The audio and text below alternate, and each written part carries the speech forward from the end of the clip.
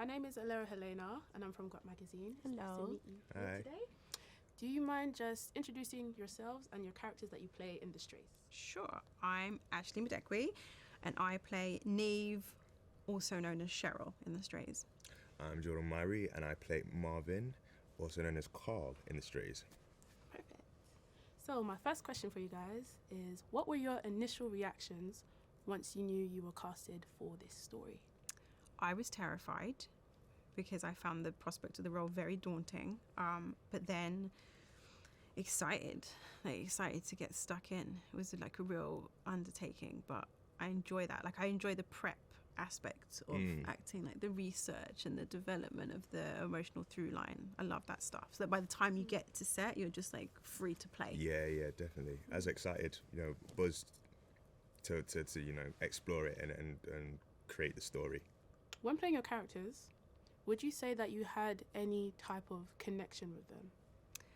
I think in every character you always try to find what is truthful to you, because then it will sit within you. Now, that being said, she is very far removed from me, but you just look for the things that you can relate to, and you have to find the whys for your character. Even if isn't how you would behave, they're not the choices you would make, you have to find the reasons why and justify it for your character. Yeah, it's the same. I think I'm quite different to my character. But yeah, it's finding the similarities and also like the people that you know in your life that you can be like, oh, I kind of get that aspect from them. Yeah. That's interesting. And going off of your answers, if you had the exact same life story and if you were in the same world as your character in The Strays, do you think you would deviate from the actions, or would you follow the same actions your character took out? I think I would deviate. I think I would. The exact same world. I think, I'm seeing it as me, living the life that I've had. I would have gone around things differently. Same. I would have made some different choices along the way. Fair enough. So this question is for you, Jordan. Okay. So in the ominous final scene, there's a moment when your character, Ashley, asks Carl if she can turn the water off. Carl, in response, says, "Let it run, let it run, let it run." My question for you, Jordan, is can you tell us what the significance of that water scene, of the water gushing in the background, what it meant for Carl in that moment? Yeah, that's actually one of my favourite lines in that scene, because I think even though it's such a short thing, what he says, there's so much behind it. He's like, let this pain run. I let felt this it when you said it to me as well. feeling run. Like, he's just saying, he's unloading all of that. It's such a charged line. I think the meaning behind that is let it all out and let's see what this mess makes. And similar for you, Ashley, for your character, even asking the question and then hearing Carl's response, what did it mean for you, the sounds of water mean for you in that time? I think she feels incredibly overwhelmed in that moment, and there's so much going on. She's just like one less thing to be happening. Like, can we stop this? Can we stop this part of the madness? And his response, of course, is no. And I think she knows that you're referring to pain. Okay, this question's for you, Ashley.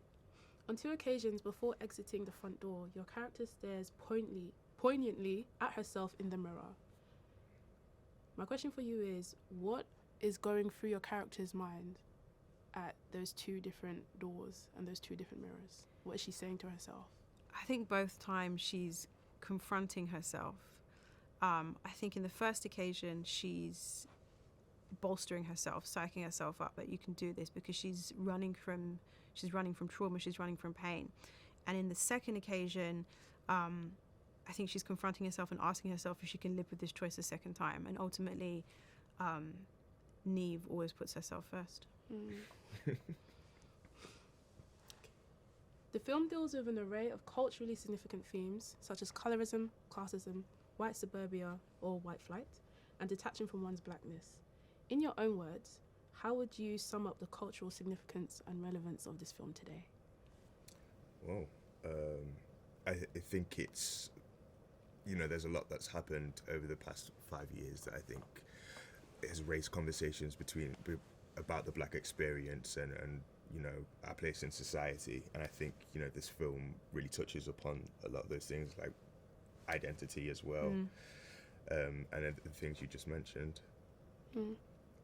I think that ultimately it's going to be about conversations. Like, it's going to open the door for people to have a dialogue about those things that we don't always talk about.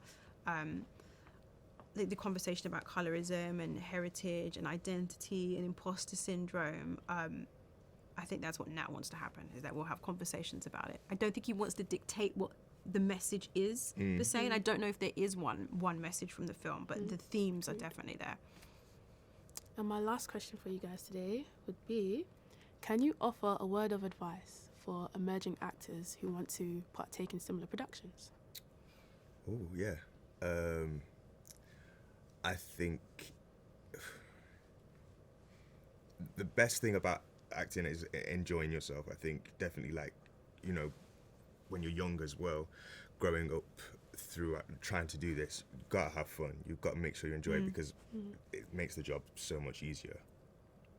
I think make sure that you've got like a language that you can fall back on. So watch films, read plays. If you can't afford to go and watch plays, read them. Like, know what your stylistic choices are, like the people that you like, the things you're inspired by. Because you can, if you're not going to get to learn by doing, you can definitely learn by watching. Cool. Thank you for Thank talking to you. the Thank you. magazine. See ya.